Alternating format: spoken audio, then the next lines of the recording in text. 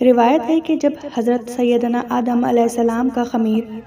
مقدس خاک اور جنت کے پانی سے گوندھ کر ایک جسم کی شکل میں تیار ہو گیا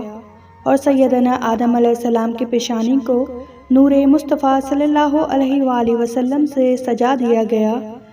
تب فرشتوں اور شیطان کو حکم ملا کہ حضرت آدم علیہ السلام کے جسم خاکی کو سجدہ تعظیمی کیا جائے، لیکن سجدہ کرنے کے لیے تو جھکنا پڑتا ہے، اور تعظیم کرنا تو اپنی برتری کے خاتمے کا نام ہے۔ تو یہ سعادت فرشتوں کو ارجمند کر گئی، اور ابلیس اپنی قابلیت کو دیکھ کر تکبر کے سبب تعظیم کی نعمت سے محروم رہ گیا۔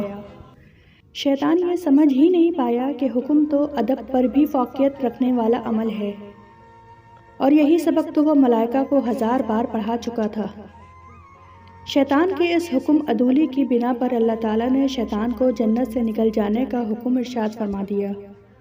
شیطان نے جب یہ سمجھا کہ حضرت انسان کی وجہ سے آج اسے اپنے منصب سے ہاتھ دھو کر نہایت ہی ذلت کے ساتھ نکلنا پڑ رہا ہے، تو اس مردود نے حسد کی آگ میں چلتے ہوئے نہایت حقارت سے سیدنا حضرت آدم علیہ السلام کے مبارک جسم پر تھوک دیا۔ فرشتے شیطان کی اس جرأت پر حیران تھے کہ نافرمانی کا طوق اپنی جگہ، لیکن حسد کی آگ نے شیطان کو یہ بھی سمجھنے کا موقع نہیں دیا کہ وہ اپنا غلیظ تھوک ڈال کس ہستی پر رہا ہے کہ جس کی پیشانی پر نور مصطفیٰ صلی اللہ علیہ وآلہ وسلم جگمگا رہی تھی۔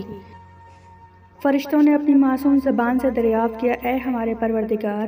تیرے محبوب بندے کا یہ جسم ہے جس پر شیطان نے اپنا ناپاک اور غلیظ تھوک ڈال دیا ہے، اس نجاست کا کیا کریں؟ ارشاد باری تعالیٰ ہوا کہ اس ناپاک تھوک کو میرے آدم کے جسم سے اٹھا لیا جائے۔ چنانچہ حضرت جبرائیل علیہ السلام نے حضرت آدم علیہ السلام کے جسم سے احتیاط سے وہ تھوک اٹھا لیا۔ کیا آپ جانتے ہیں وہ تھوک جس مقام پر پڑا وہ مقام ناف ہے، لیکن کچھ تھوک آپ کے جسم کی مٹی میں جذب ہو چکا تھا، اس لیے تھوک کے ساتھ کچھ مٹی بھی اس مبارک مقام یعنی ناف والی جگہ سے نکل آئی۔ اب فرشتے پھر حیران تھے کیونکہ تھوک میں آدم علیہ السلام کی مٹی کے اجزاء بھی شامل ہو چکے تھے۔ اے ہمارے رب، اب اس پاکیزہ مٹی اور غلیظ تھوک کا کیا کریں جو ایک مرکب کی شکل اختیار کر گئی ہے؟ اللہ کریم نے کن ارشاد فرمایا، تب اس پاکیزہ مٹی اور شیطان کے رال کے مرکب سے کتے کی تخلیق نمودار ہو گئی۔ اس لیے کتے میں 3 خصلتیں پائی جاتی ہیں۔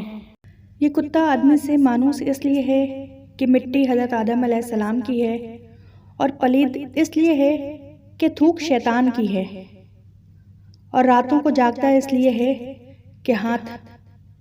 حضرت جبرائیل علیہ السلام کے لگے ہیں۔ اس روایت سے ہمیں یہ سبق ملتا ہے کہ شیطان کے تھوکنے سے حضرت آدم علیہ السلام کا کچھ نہیں بگڑا، بلکہ مقام ناف شکم کے لیے درجہ زینت بن گیا۔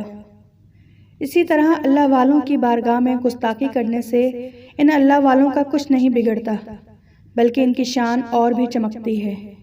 اور یہ بھی معلوم ہوا کہ اللہ والوں کو حسد اور نفرت کی نگاہ سے دیکھنا شیطانی کام ہے۔